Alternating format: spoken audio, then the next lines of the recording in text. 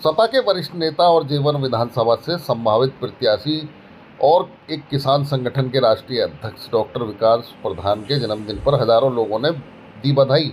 हमने इस मौके साथियों, पर हमारे खास साथ एक बातचीत की। शख्सियत मौजूद है ग्रेट नोएडा की, डॉक्टर विकास प्रधान जी। डॉक्टर विकास प्रधान जी जो यहाँ के बड़े लोकप्रिय नेता हुए हैं, जतन भाटी जी, और एक तरीके से एक बड़ा हादसा हुआ और वो इस दुनिया से चले गए। लेकिन उनके बाद में कमान संभाल रखी है डॉक्टर विकास प्रधान जी ने, जो गांव-गांव जाकर और लोगों से मिलते हैं, उनकी खुशी में भी शरीक होते हैं, उनके दुख में भी शरीक होते हैं और संघर्ष भी करते हैं सड़कों पर। एक संगठन भी बना रखा है। आज इनका जन्मदिन है तो हज़ारों लोग इनके निवास पर पहुंचे और उन्हें बधाई दी है।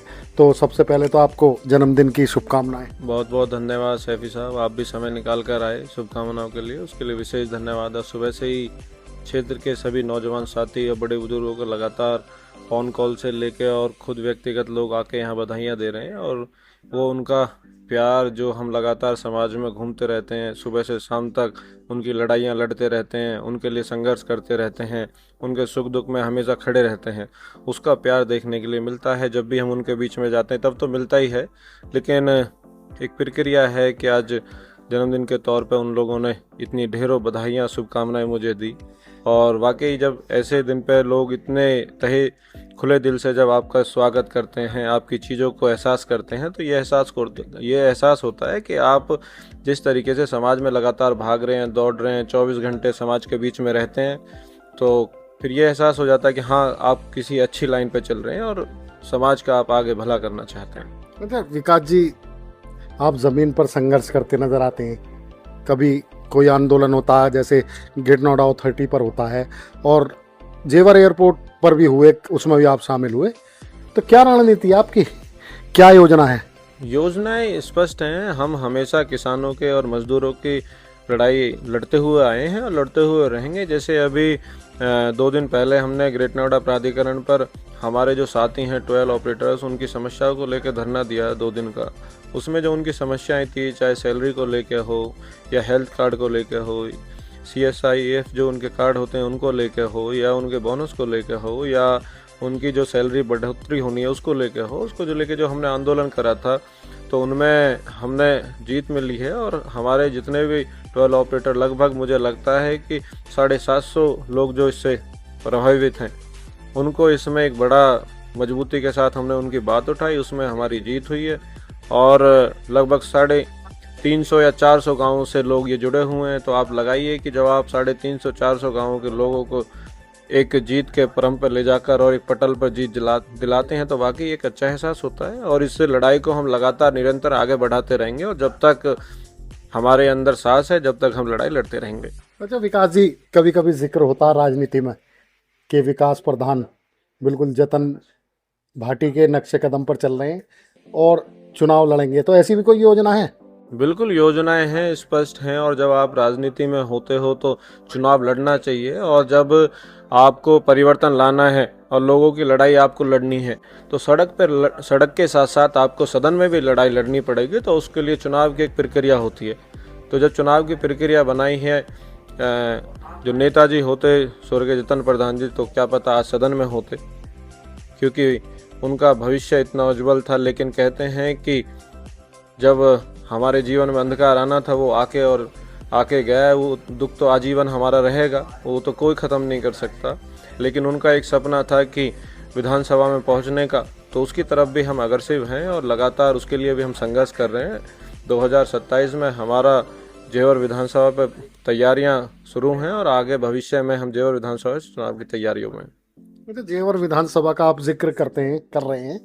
जेवर विधानसभा में ही जेवर एयरपोर्ट भी बना है और वहाँ पर किसानों की लड़ाई अभी भी जारी है। आप लगातार देख रहे हो जिस तरीके से किसानों को छला गया है, जिस तरीके से उनको बहकाया गया है। कई बार आपने देखा है कि किसानों की लड़ाई, और आज भी आप लगाइए ऐसा जो 4-5 गांव एयरपोर्ट में लिए गए हैं, अभी दूसरे फेज की लगाई, जो सब सहमत है। सहमत कोई नहीं होता है। आप लगाइए, उनको डरा के, धमका के, उनको कई लोगों पर आप मुकदमे लगा के चीज़ें करें, तो वो कोई सहमति नहीं है। हमारा मानना ये है कि आज की व्यवस्था के अनुसार उनको मुआवजा मिलना चाहिए, और 4 गुणे की जो मुहिम है, 4 गुना देना चाहिए। आप बताइए कि जैसे इन्होंने शहरीकरण कर दिया, कौन सा गांव आज पूरे, मैं गौतम बुद्ध नगर की बात करना चाहता हूँ, कौन सा गांव ऐसा है जो शहरीकरण में आता है। ये बार बार कहते हैं कि सारा शहरीकरण हो चुका है, ये कहीं शहरीकरण की परिभाषा ये होती है कि हर गांव में चिकित्सा हो, शिक्षा हो, अच्छे नाले हों, अच्छी रोडें हों, पानी की व्यवस्था पूरी हो। आप बताइए एयरपोर्ट के आसपास कौन सा ऐसा गांव है जिसमें सुविधाएं हैं। तो हमेशा, और मुआवजे का आप लगाइए, और जिस तरीके से आप लगाइए एक ये 5 लाख रुपए जो भत्ता दे रहे हैं इस व्यवस्था में, और जिस तरीके से महंगाई बढ़ी है, 5 लाख रुपए कहाँ आज के समय में चल पाएगा।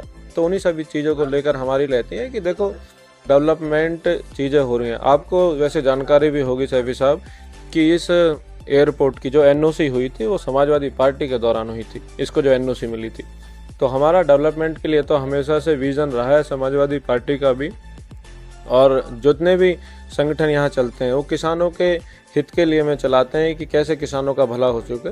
तो यही हमारा आगे के लिए रहेगा कि जेवर विधानसभा में किसानों का जितना हम भला कर सकें उतनी कोशिश करेंगे और उनकी लड़ाई हमेशा लड़ते रहेंगे। अच्छा, 2027 जैसा बताया जा रहा, चर्चा भी होती है कभी कभी कि इस बार कुछ परिवर्तन किसी भी लहर है। बड़े प्रत्याशी हैं समाजवादी पार्टी में भी, बड़ा दावा भी कर रहे हैं। तो आपको भी इसी तरह का कहीं से कुछ आश्वासन है कि तैयारी करो जेवर विधानसभा पर?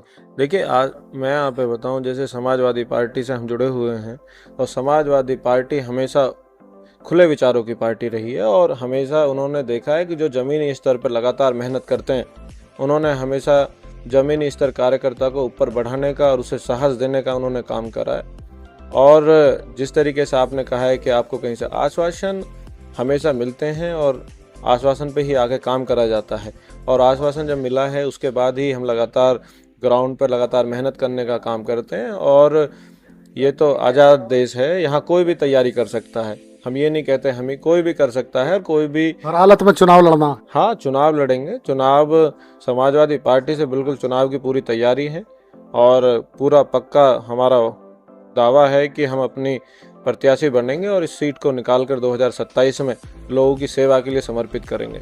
Thank you. बहुत बहुत धन्यवाद आपका।